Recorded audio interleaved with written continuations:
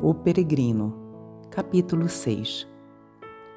Quando eles estavam quase fora deste deserto, Fiel olhou para trás e viu alguém que seguia após ele e o reconheceu.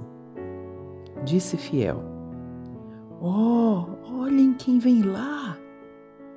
Cristão olhou e disse: "É o meu bom amigo Evangelista. E é o meu bom amigo também, pois foi ele quem me mostrou o caminho para o portão", explicou o Fiel. Evangelista os alcançou e os cumprimentou. Evangelista: "Paz seja com vocês, meus amados, e paz para aqueles que os ajudaram." Cristão: "Bem-vindo, muito bem-vindo, meu bom evangelista. Seu semblante me faz lembrar da bondade e de seu trabalho para o meu bem eterno."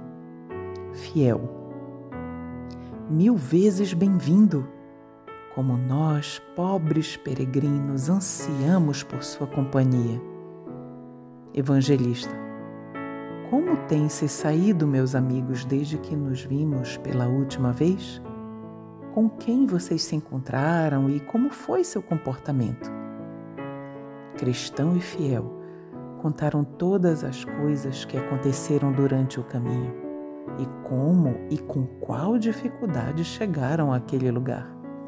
Evangelista: "Estou feliz não porque encontraram obstáculos, mas por terem se tornado vitoriosos e que, apesar de muitas fraquezas, continuaram no caminho até o dia de hoje. Quer dizer, estou contente por tudo isso, por mim e por vocês. Eu semeei e vocês colheram. O dia está chegando quando tanto o que plantou quanto os que colheram se alegrarão juntos. Isto é, se permanecerem firmes, no devido tempo vocês colherão, e se não desanimarem. A coroa incorruptível está diante de vocês, então corram para obtê-la. Alguns partiram para conquistar a coroa e depois de ir muito longe, outros vêm e a carregam com eles. Mantenham o que vocês têm e que ninguém tome a sua coroa. Vocês ainda não estão fora do alcance do diabo. Não têm resistido com o seu próprio sangue. Deixem o reino estar sempre diante de vocês e acreditem firmemente nas coisas que são invisíveis. Que nada deste mundo faça parte de vocês e que, acima de tudo, atentem para as concupiscências de seu próprio coração, pois ele é enganoso e desesperadamente corrupto. Resistam com determinação, pois vocês têm todo o poder do céu e da terra ao seu lado." Cristão agradeceu-lhe a exortação e disse que gostaria que ele falasse mais para auxiliá-los no restante do caminho, pois sabiam que ele era um profeta e poderia contar-lhes sobre o que lhes aconteceria e como poderiam resistir e vencer essas coisas. Fiel concordou com esse pedido. Evangelista: "Meus filhos, vocês já ouviram falar nas palavras do Evangelho de que passarão por muitas tribulações antes de entrar no reino do céu, e em cada cidade enfrentarão prisão e sofrimento. Portanto, não podem esperar que, enquanto a peregrinação avança, não encontrarão desafios. Vocês já encontraram algumas verdades nos testemunhos, e mais virão imediatamente, pois agora, como veem, estão quase fora deste deserto. Portanto, logo entrarão em uma cidade que em breve estará diante de vocês. Naquela cidade serão duramente atacados por inimigos que tentarão matá-los, e podem ter certeza, um de vocês, ou ambos, selarão seu testemunho com sangue. Mas sejam fiéis até a morte, e o rei lhes dará a coroa da vida. Aquele que morrer lá, apesar de sua morte não ser natural e sua dor talvez maior, terá melhor sorte que seu companheiro, não só porque chegará à cidade celestial antes, mas porque fugirá das muitas misérias que o outro enfrentará no restante da jornada. Quando chegarem à cidade e se cumprir o que lhes contei, lembrem-se, amigos, comportem-se como homens, entreguem-se ao seu fiel Criador e continuem a praticar o bem. Vi em meu sonho que cristão e fiel surgiram do deserto e avistaram uma cidade diante deles. O nome dela era Vaidade, e lá havia uma feira, chamada Feira das Vaidades, que funcionava durante todo o ano. É assim denominada porque tudo que lá se vendia era vão ou inútil, e todos os que a frequentavam eram vãos. Como diz o ditado, tudo é vaidade. Essa feira não era um evento criado recentemente, mas um antigo empreendimento. Mostrarei como tudo começou originalmente. Há quase 5.000 anos, peregrinos como esses 2 homens honestos dirigiam-se à cidade celestial. Beelzebul, Apolião, Legião e seus companheiros viram que os peregrinos passavam pelo meio da cidade de Vaidade. Decidiram criar uma feira que durasse o ano todo, onde seriam oferecidos produtos que inspirassem qualquer espécie de vaidade: casas, terrenos, comércio, cargos, honras, promoções, títulos, países, reinos, concupiscências, desejos e prazeres de todo tipo, como prostitutas, esposas, maridos, filhos, mestres, servos, vida, sangue, corpos, almas, prata, ouro, pérolas e outras pedras preciosas.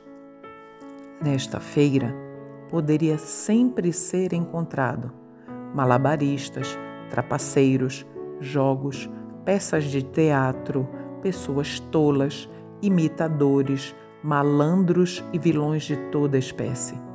Ali também poderia ser visto sem custo furtos, homicídios, adultérios, mentiras e coisas de escarlate. E como em outras feiras de menor importância, nela existem várias alamedas e ruas com nomes próprios onde as mercadorias são vendidas. Aqui também havia corredores e ruas com nomes de países e reinos, onde as coisas desta feira poderiam ser encontradas. Na Feira das Vaidades encontram-se as alamedas britânica, francesa, italiana, espanhola, alemã, onde vários tipos de vaidades eram vendidas. E assim como existem mercadorias mais populares em outras feiras, nesta acontecia a mesma coisa, pois os produtos de Roma eram os mais promovidos. Entretanto, somente a nossa nação inglesa e outras poucas tinham aversão a ela. Como disse, o caminho para a cidade celestial passava direto pela cidade em que estava a feira, portanto todo peregrino precisava cruzar por Vaidade. Para evitá-la e chegar à cidade celestial, o cristão deveria deixar este mundo. O próprio príncipe dos príncipes, quando estava aqui, passou por esta cidade quando a feira estava aberta. Creio que o próprio Beelzebul, o proprietário da feira, o convidou para comprar algumas de suas vaidades. Sim, ele disse que o tornaria seu novo proprietário se o adorasse quando passou pela cidade. Beelzebul conduziu de rua em rua e mostrou-lhe todos os reinos do mundo, para que ele, se possível, seduzisse o abençoado, para que este se humilhasse e comprasse alguns de seus produtos. Mas o abençoado não estava interessado nas mercadorias e deixou a cidade sem gastar um centavo. Esta feira, portanto, era um evento antigo, uma feira de longa duração e muito grande. e estes 2 peregrinos, como eu disse, precisavam atravessá-la. Mas quando entraram na feira, todas as pessoas estavam entusiasmadas e os moradores da cidade faziam um grande alvoroço ao redor deles por alguns motivos. Primeiro, as vestimentas dos peregrinos eram distintas dos participantes da feira. Portanto, as pessoas os trataram rudemente. Alguns os chamaram tolos, outros os consideraram malucos e, finalmente, foram classificados como estrangeiros. Segundo, assim como menosprezaram a aparência, não conseguiam entender o que os peregrinos diziam. Cristão e fiel falavam o idioma de Canaã, mas aqueles que participavam da feira eram homens deste mundo. Portanto, para eles parecia que ambos eram originários de povos bárbaros. Terceiro, os comerciantes ficaram muito intrigados, porque os peregrinos nem mesmo se interessavam por nenhum de seus artigos, nem mesmo queriam vê-los. E quando os chamavam para olhar as mercadorias, colocavam os dedos nos ouvidos e clamavam: "Desvia os meus olhos de contemplarem a vaidade." E olhavam para cima, o que significava que seu objetivo estava no céu. Certo homem, notando a maneira de agir dos homens, disse em tom de zombaria: "O que vocês querem comprar?" Eles o olharam seriamente e responderam: "Compramos a verdade." Isto lhes deu mais motivo para desprezar os 2 homens. Alguns zombaram deles, outros os repreenderam e alguns queriam atacá-los.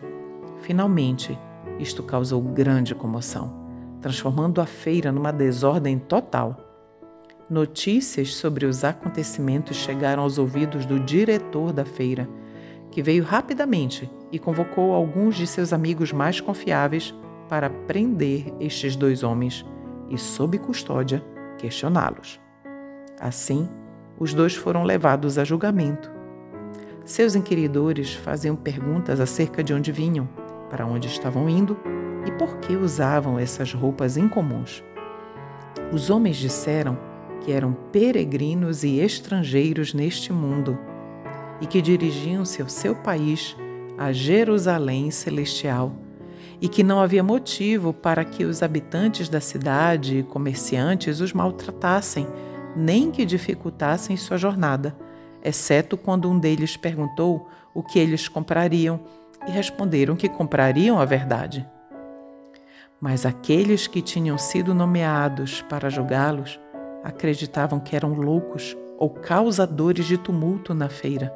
Bateram neles, os sujaram com terra e os colocaram em uma prisão para servir de exemplo para todos os que estavam na feira. Ficaram lá por algum tempo e foram objetos de diversão, malícia ou vingança dos homens, enquanto o responsável pela feira zombava de tudo o que acontecia com eles. Mas, como cristão e fiel foram pacientes e não retribuíram o mal com o mal, em vez disso, responderam com palavras bondosas à maldade e aos ferimentos recebidos, alguns homens da feira ficaram mais atentos e menos preconceituosos que os demais e começaram a repreender e culpar os mais perversos pelos abusos cometidos contra os 2 viajantes.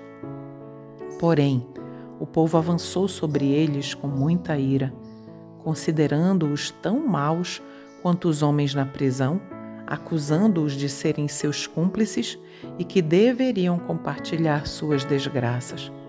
Em resposta à ameaça, disseram que os homens estavam quietos e sóbrios e não queriam prejudicar ninguém, que havia muitos outros que comercializavam na feira que mereciam ser colocados na prisão mais do que os 2 homens que eles tinham maltratado. Assim, depois de várias palavras trocadas por ambos os lados, durante as quais os 2 homens se comportaram de forma sensata e sóbria, começaram a lutar entre si e a ferir-se uns aos outros. Então estes 2 pobres homens foram levados novamente ao tribunal da cidade e acusados de causar os últimos problemas na feira. Em seguida, foram golpeados sem piedade e expostos por toda a feira, presos por correntes para servir de exemplo, para que ninguém falasse em seu favor ou se juntasse a eles. Mas Cristão e Fiel comportaram-se com maior sabedoria e suportaram a humilhação e vergonha com tanta mansidão e paciência que conquistaram muitos homens da feira para o seu lado, embora poucos em comparação com o restante. O povo da cidade ficou tão furioso que condenou os bons homens à morte pelo que fizeram e por iludir outros homens na feira. Colocaram os viajantes na prisão e amarraram seus pés em troncos até que futuras ordens fossem emitidas. Neste momento, Cristão e Fiel se lembraram do que ouviram do fiel amigo evangelista e fortaleceram-se, pois o sofrimento confirmava o que ele tinha dito que lhes aconteceria. Também se confortaram mutuamente, porque aquele que fosse escolhido para sofrer seria abençoado. Entretanto, cada homem desejava secretamente receber aquela honra. No entanto, eles se comprometeram a submeter-se à vontade do sábio dos sábios, aquele que governa todas as coisas. Estavam resignados à sua atual condição até que sua vontade futura fosse cumprida. Finalmente, seu julgamento foi marcado e foram levados diante dos inimigos e acusadores. O nome do juiz era Dr. Ódio ao Bem. As acusações foram as mesmas, apenas com uma variação na forma, e o conteúdo básico foi este: são inimigos e perturbaram o comércio, e causaram comoção e dissensão na cidade, e conquistaram parte da população com suas opiniões perigosas, em detrimento às leis do príncipe. Finalmente, seu julgamento foi marcado e foram levados diante dos inimigos e acusadores. O nome do juiz era Dr. Ódio ao Bem. As acusações foram as mesmas, apenas com uma variação na forma, e o conteúdo básico foi este: são inimigos e perturbaram o comércio, e causaram comoção e dissensão na cidade, e conquistaram parte da população com suas opiniões perigosas, em detrimento às leis do príncipe. Então Fiel começou a responder às acusações, dizendo que se opunha ao que fosse contra o que se dizia superior ao Altíssimo. E quanto ao distúrbio, disse Fiel, não fiz nada. Sou um homem de paz. As pessoas que vieram a nós foram conquistadas por nossa verdade e inocência e apenas transformaram-se do pior para o melhor. E quanto ao rei de quem vocês falam, Beelzebu, inimigo do nosso Senhor, eu o desafio bem como a todos os seus anjos. Em seguida, foram convocados todos aqueles que tinham algo a dizer em favor do rei seu senhor contra o prisioneiro no banco dos réus. Eles deveriam comparecer e dar seu testemunho.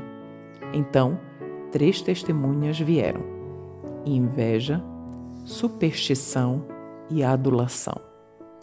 Foram questionados se conheciam o prisioneiro e o que eles tinham a dizer em favor do rei e contra ele. Inveja levantou-se e disse: meu senhor, conheço este homem há muito tempo e atestarei sob juramento a este tribunal honrado que ele é juiz. Espere um momento. Proceda-se ao juramento.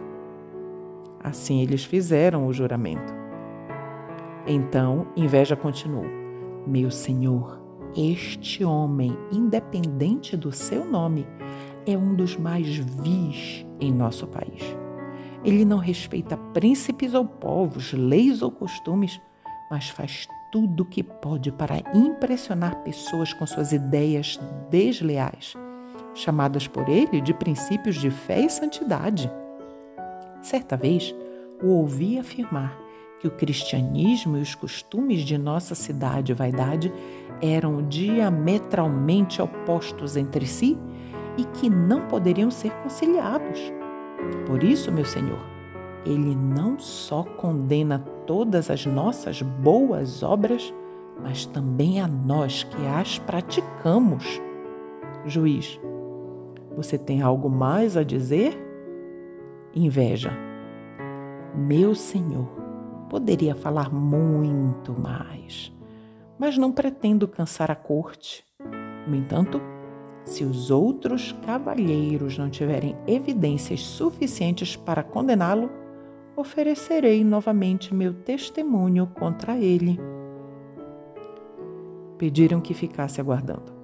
Em seguida, chamaram Superstição e pediram-lhe que olhasse para o prisioneiro, perguntando que evidência ele tinha por seu senhor e rei contra o homem. Após fazer o juramento, ele começou seu testemunho. Superstição. Meu senhor, não o conheço muito bem, nem quero. Entretanto, durante uma conversa que tive com ele outro dia, percebi que era encrenqueiro. Enquanto conversávamos, disse que nossa religião é inútil e não agrada a Deus. Vossa Excelência bem sabe que, ao dizer isso, ele acusa a nossa adoração como sendo vã, que continuamos em nossos pecados e finalmente seremos condenados. É isso que tenho a dizer. Em seguida, a adulação também fez o juramento e disse ao tribunal o que sabia em favor do seu senhor e rei contra o prisioneiro no banco dos réus. Adulação. Meu senhor e cavalheiros, conheço este homem há um bom tempo e ouvi coisas que não tenho a ousadia de reparti-las, pois elas insultam nosso nobre príncipe Beelzebu e falam com desprezo de seus honrados amigos, como o senhor velho homem, o senhor prazer carnal, o senhor comodidade, o senhor desejo de vanglória, o respeitável ancião, senhor luxúria, o cavalheiro voracidade, junto com todo o restante de nossa nobreza. Ele ainda disse mais. Disse que se tivéssemos a mesma fé, nenhum desses nobres homens continuaria a viver nesta cidade. Além disso, ele também não teve medo de falar contra você, meu senhor, que agora é o seu juiz, chamando-o de vilão ímpio, e ainda usou muitos outros termos difamatórios com os quais caluniou a maioria dos cavalheiros de nossa cidade. Quando a adulação apresentou seu testemunho, o juiz dirigiu-se ao prisioneiro no banco dos réus, dizendo: Juiz, você que é renegado, herege e traidor, ouviu o que estes honestos cavalheiros testemunharam contra você? Fiel, posso dizer umas poucas palavras em minha defesa?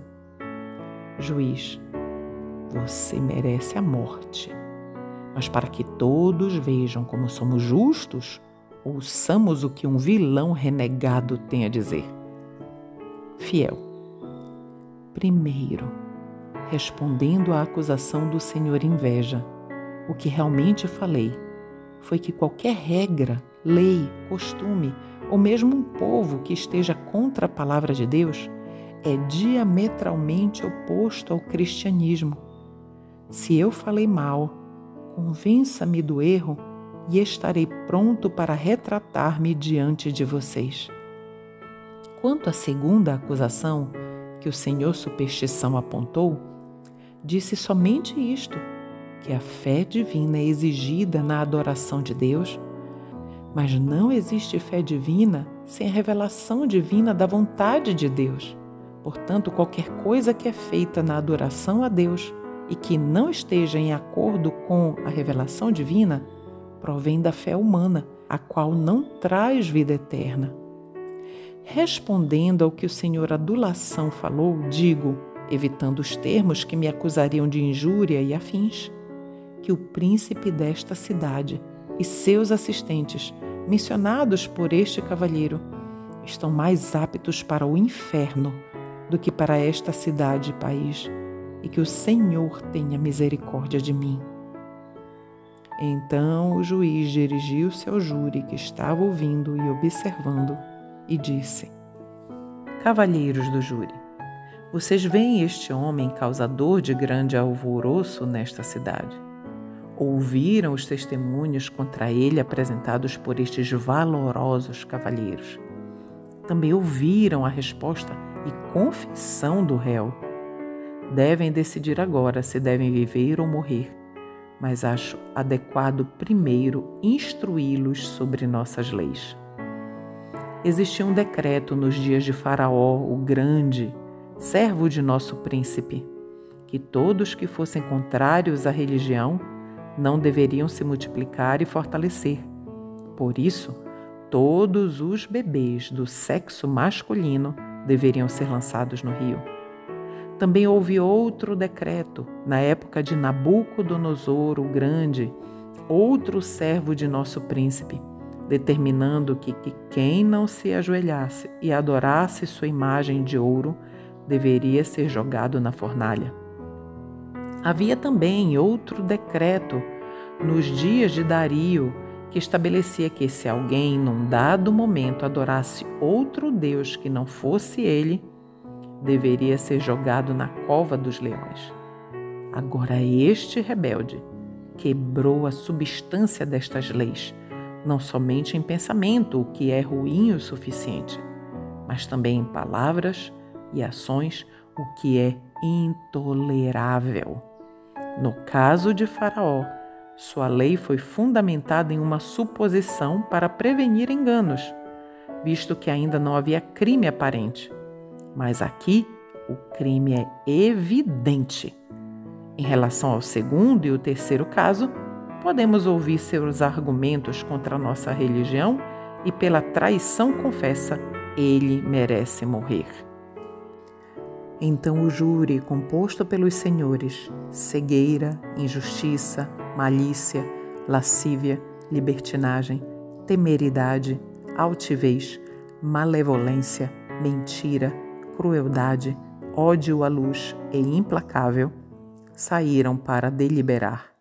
Cada um deu seu veredito particular e, em seguida, unanimemente, o declararam culpado. O primeiro dentre eles, o senhor Cegueira, presidente dos jurados, disse: Vejo claramente que este homem é um herege. Em seguida, o senhor Injustiça falou: Tirem tal homem da terra.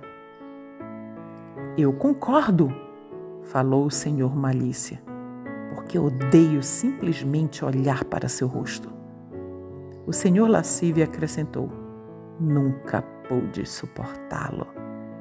Nem eu, completou o senhor Libertinagem, pois estava sempre me condenando. Enforque-o! Enforque-o! Exclamou o senhor Temeridade.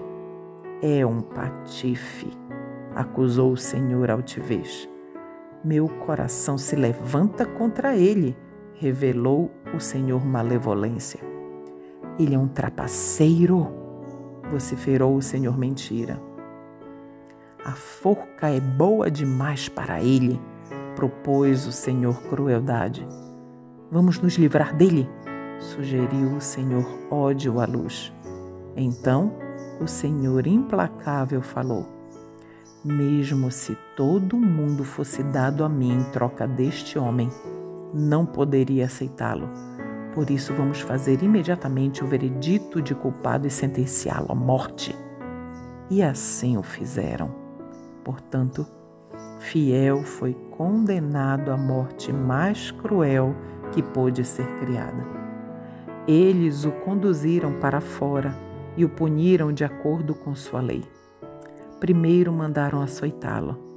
Em seguida o esbofetearam e o esfaquearam.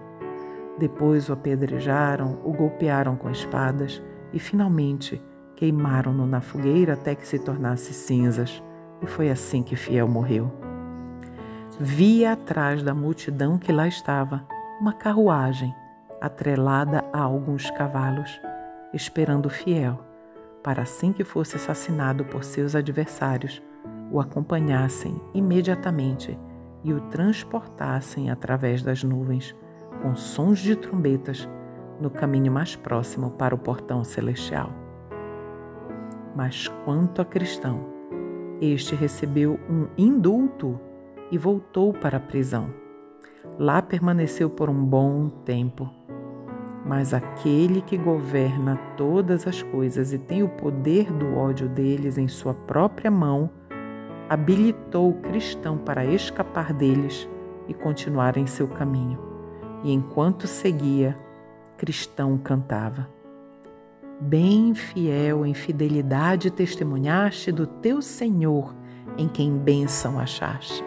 Enquanto os ímpios, com todas as suas vaidades, bradam condenados em suas enfermidades, canta, fiel, canta, pois teu nome prosperará, porque embora te matassem, vivo ainda estás.